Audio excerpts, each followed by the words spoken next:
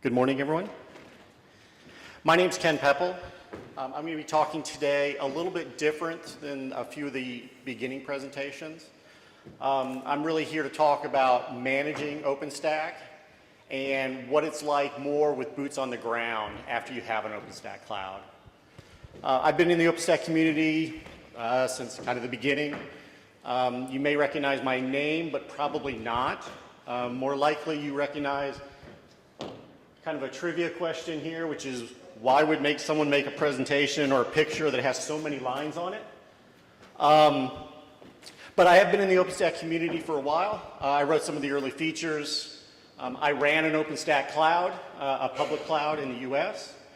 But today I really work with enterprise customers about how they can adopt OpenStack and how they can meaningfully provide some business results with it. And really what I want to talk about today is how do we get beyond what we call day zero.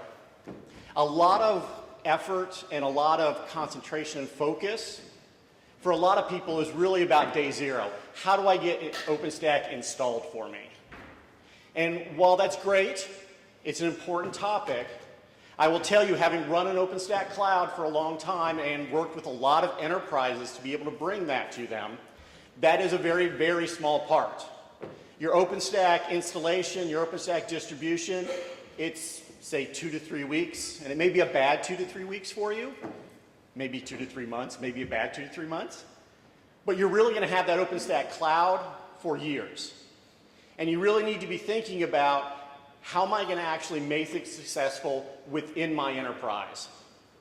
And while the technology is definitely a part of that, I will tell you that most OpenStack's projects which fail or, quite truthfully, fail to take off within an enterprise have very little to do with the actual OpenStack code and technology. Inevitably, they are some level of operational either control or some operational efficiency that they can't achieve because they haven't taken into account either the soft factors for it or the manageability factors. And so today what I want to talk to you about is how do we get past some of those things? How do we look at OpenStack, which is not always what we call a batteries included kind of installation? How do we add those things to it? And how do we concentrate on the things that really matter here? And so I'm going to specifically talk today about management and monitoring. And specifically, I'm going to hit on 3 areas for us that I think are the most critical if you're going to actually put an OpenStack cloud in your enterprise and provide some level of success for it. And so I think primarily that starts with monitoring. And a big part of that is actually parts and talks about logging. And then the final part of it, which I think most enterprises struggle with, is what we call controls. And so most people kind of think about OpenStack, well, I'm going to rack up a huge amount of servers and I'll just let people at them. And when you're a service provider like I was at Internet when I ran a public cloud, that's exactly what we wanted, which is we wanted to have the most adoption possible of that. And this is actually Internet Swift. That is fundamentally different than how the enterprise works. And it's something that needs to be taken into account. All of the old and the original OpenStack really came out of public service providers. And because of that, you need to think about that as well as apply some additional kind of thoughts and techniques to be able to use it effectively within your enterprise. So the first part are some basic things that you really need to think about, and they're probably no different than a lot of your other large deployments that are out there. You're going to need to think about how am I going to be able to do test and deployment. OpenStack is, at its heart, a very large, very distributed application. It's very different than what many IT departments probably grapple with today. A lot of them have what we call statements of record. They are 1 or 2 very highly available machines, or they may be 10 highly available machines, in which they take a lot of care of, make sure that they're always up, and make sure that the data is always actually backed up as well as taken care of. This is a very different problem. You may have tens, hundreds, thousands of machines across many different data centers, of which any one piece doesn't really matter. And in fact, when I worked at Internap, we actually did not troubleshoot machines. We had a policy that we didn't do that. For servers, we did a 3R. We rebooted it, we re-imaged it, and if those didn't work, we replaced it. No one ever logged into any of our servers. Likewise with storage. The biggest thing that I had there for my management was I bought everybody shopping carts. We had 10 petabytes worth of storage for Swift, and our biggest problem was actually popping drives out and being able to send them back to our vendors so that we could get repairs for them. This is very different than what you probably deal with in the enterprise. And because of that, there needs to be a different thought around how you manage it, as well as some different tools for you. Part of that really comes around configuration management. I think this is probably, for most people in the room, what we call in the US, motherhood and apple pie. But for a lot of places out there, they still do a lot of hand installs. And one of the things that we do as we work with customers is we make sure that everybody has installed their cloud 10 to 15 times before we put it into production. And in fact, the last thing we do with them before we move to production for many of them is we wipe all the machines and make them reinstall it the week ahead of time. You need to have that level of reproducibility, that level of configuration management, because the one thing that will kill you here is what we call kind of stray cattle for us, which is inevitably whenever you have a problem somewhere on your cloud, you will find it's something that someone's actually logged into a particular machine and taken it out of configuration management. And because of that, you need to have a very strong configuration management. It has to be automated configuration management. For most of you that are buying a distro for OpenStack, you're going to get that as part of it. There will be a strong temptation to not use it at times. When you run into specific, very small problems that you have, I would warn you not to do that. Whenever we did a root cause analysis on my cloud at Internap, over a year and a half, we only had one instance that an outage was caused by a server that was actually in configuration management. Almost inevitably, whenever we had a problem with the server, someone had taken it out of configuration management for some reason, oftentimes a good reason, and not put it back in. I think the thing that a lot of people actually look at and always forget, though, is around the training for your actual people.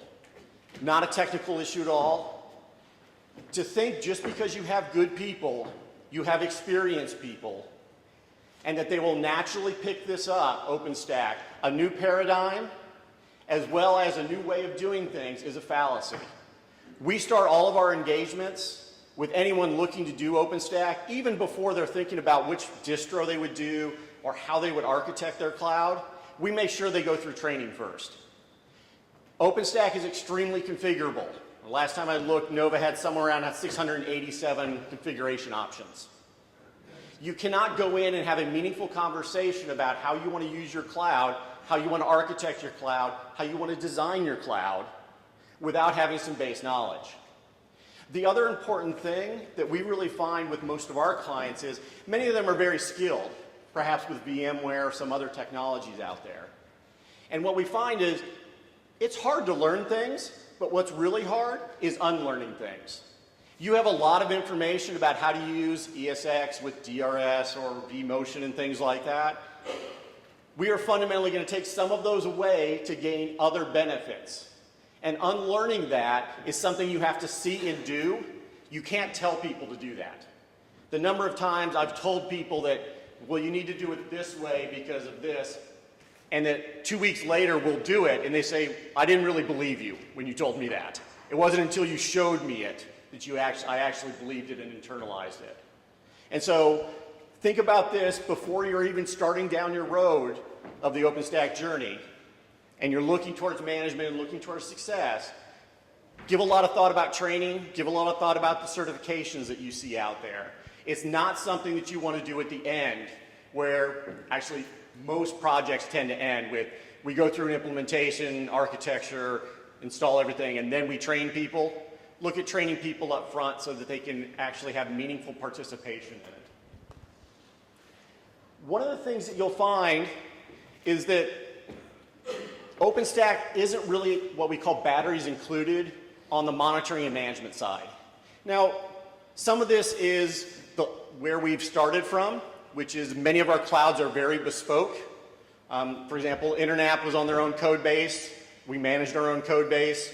Many of the larger places out there manage their own code base. But as we've moved towards distributions, this has gotten better. Having said that, every enterprise has their own particularities about how they like to manage things, what kind of compliance and security they need to adhere to, as well as what regulatory issues they need to do. In short, everyone is kind of special. And because of that, as you're thinking about doing the architecture and how you're actually going to use this cloud, you need to be also thinking about how am I going to develop a toolkit to be able to manage this to ensure that we actually provide the level of service and the success that we need for this cloud. And so I look at kind of different areas there. I need some things around administrative tools. I'm going to need some monitoring tools.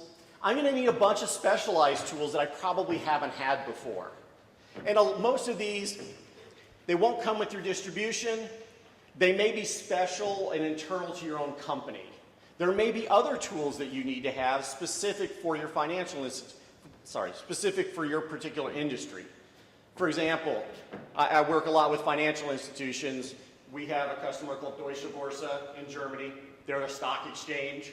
They have some, as you can imagine, some very specific things they need to do to be able to please the regulator.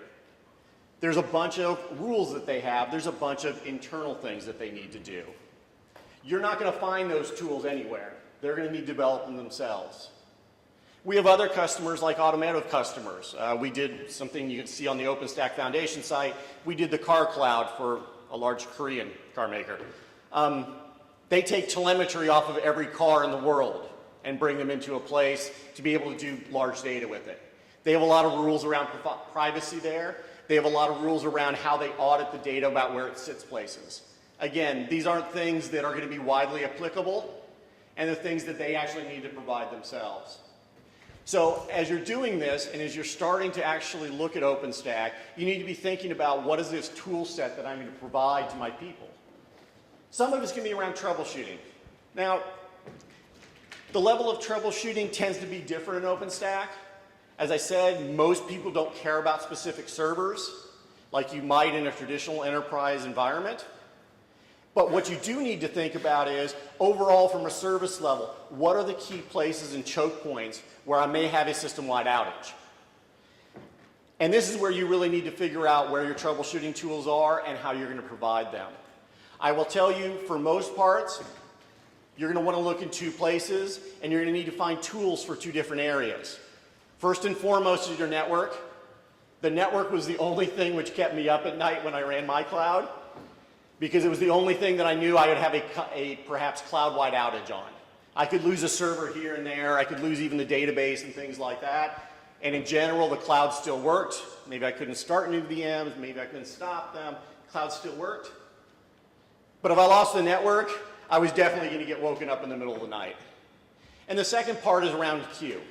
For anybody that's looked at the large picture with a bunch of lines on it before, everything always hits the queue. That queue is a limit on your scalability. It's a limit on overall your availability. And that needs to be something that you need to have a lot of work on. This is also not something that you find in a lot of enterprise shops, that they have a lot of skills around messaging queues all the time, and especially around RabbitMQ. And so from a troubleshooting point of view, this is where I start for many of them. However, monitoring is really a place that they already have a lot of information on. They already have a lot of set tools. And unfortunately, most of these tools are incredibly ill fit for running or monitoring a cloud. Metering and some of the things which are built into OpenStack, for example, like Solinea and such, it's not monitoring. Metering is really for billing, and that's why it was put in there, which is great, again, if you're a service provider or even if you're an enterprise that want to be able to do chargeback, but it's not a monitoring solution for you. It's simply going to tell you who used what, when. And we really look at perhaps not looking at some of the older models that people have used for monitoring, for example, like FCAPS or some of the other areas that are out there, we really look at how can we instrument things at multiple levels, how can we look at things which only matter to us, and how can we use this across all elements of processes. And for that, we don't really focus in on what traditionally people will look at. So operating system levels things, we don't really care about those for most of my clouds. You know, I may have 400 or 500 different servers out there. I'm not going to go in and tweak and hand do each one of those servers to look at that specific workload, because that workload is going to change over time. I'm also probably not going to look and just look at particular even services in there. Although I do look at some things, for example, RabbitMQ and sometimes the database and such, I really look at things which are going to matter to all the areas. And I really look less about the utilization and more about what I'm actually seeing as an end user. And because of that, I tend not to use some of the more traditional tools. One of the people that work for me always say this, which is, well, I have a problem about monitoring OpenStack, so I decided to go use Nagios. Now I have 2 problems. And why they say that is, in general, both Nagios and Zabbix, some of the older line, more traditional monitoring tools, will not scale for the level that you're wanting to look at. They will also not go deep enough to be able to provide you the information to really troubleshoot things. And at the end of the day, it doesn't really provide you a user experience level about what's happening on the cloud. And as you've seen from the large architecture picture there, you have literally dozens, if not 30 to 50 different processes that you need to look at. They all need to be working, or a large subset of them need to be working in tandem to provide you that service level. And looking at it at this level doesn't really give you the information to be able to actually figure out whether or not you're actually getting to that service level. And while Zabbix is a bit better on the scaling side, because it actually provides you a little bit more information from a scaling ability to actually push data back, it's still also not going to do that. What we tend to use quite a bit is log management. There is a wealth of log data which is coming out of all of your nodes at a rate that is somewhat hard to handle at times, but gives you the information at the management and at the application level of OpenStack that is truly useful. It's going to be able to tell you things like, should people actually not be able to authenticate? Are things timing out in the queue? Are there particular areas where you're having problems? And because of that, we tend to use log management for most of our monitoring today. Unfortunately, though, it is somewhat hard and somewhat challenging to be able to use. And most of that is because the rate as well as the size of it. However, there are tools out there. If you're willing to play for Splunk, Splunk's a great tool for this. If you're more on the open source side, Elasticsearch, what we call the Elk Stack, provides you a lot of information for this also. But you'll find the more that you get into data, and while it is less of a out-of-the-box experience for you, the more you get into it, the more you put into it, the more you'll get out of it, because of the richness of the data sets there. This is just a small subset of data that you can pull easily out of logs with a simple query. The other thing that we tend to do is synthetic transactions. We tend to call these canaries. For example, at Internap, I had a canary that ran every minute, which started up a VM, did all the things that I thought were important for us, as well as got out to the internet. And if I knew that canary ran every minute and was running successful, chances are no one was going to call me in the middle of the night and wake me up. And so between those 2 sets of data, between my logs, which is giving me application level stuff, and then synthetic transactions, which is actually showing me that my cloud actually is working, you can provide some very meaningful information. There are some more specialized tools out there that you can see that are more management style, the chief being able to create images and some of the more managerial things that you'll need for security as well as your audit teams. And well as some of the applications have actually instrumented themselves for this. For example, Swift is probably a leader here, where it actually gives you an API endpoint to go find information about it. I think the last thing to talk about, though, is really controls. And this is the place which really tends to trip up most OpenStack environments. OpenStack was really based around a service provider model with Rackspace starting it. That is inherently allow everyone to do whatever they want because I'm charging them for it. That's actually what I would like to do. Enterprises have a different and completely opposite, which is you need to ask permission for everything, and I will deny anything that does not have permission. Because of that, you will run into some mismatches. And you need to explore some of the features which are out there, which unfortunately are not well documented and sometimes have a less than desirable user experience behind them. However, the information is there. And this is what we work with a lot of our customers on as a systems integrator to actually be able to provide these for them in a way that they could use it. And so when you look at that, don't worry, there is information about audit there. We can provide you audit information that will make even your regulators' eyes water. There is policy information there. You can turn off any single API call. You can limit it to a role. You can limit it to a person that's out there. And there are external controls out there that you can use. For example, we have a product out called Goldstone, which is very specific. Many of our customers out there say, I'm already a hybrid cloud user. I've already gone to my auditors. And I've got, for example, Cloud Trails from AWS. I've got that approved. Could you just provide that in OpenStack, and then I don't have to go argue with the auditor again? And we provide some of those information for you. For example, we provide actually Open Trails, which will give you an audit trail for all of your users delivered directly to your auditors through Goldstone. There are other tools like this out there. And so I guess in closing, what I'd like to say is the enterprise is a bit different than a service provider. There has been large gains made over just the last 2 years about making OpenStack more friendly for enterprises, but you're going to need to put some thought into it. You're going to need to put some time into it. Put that time in up front. It'll richly pay off for you in the success of your project later. Thank you.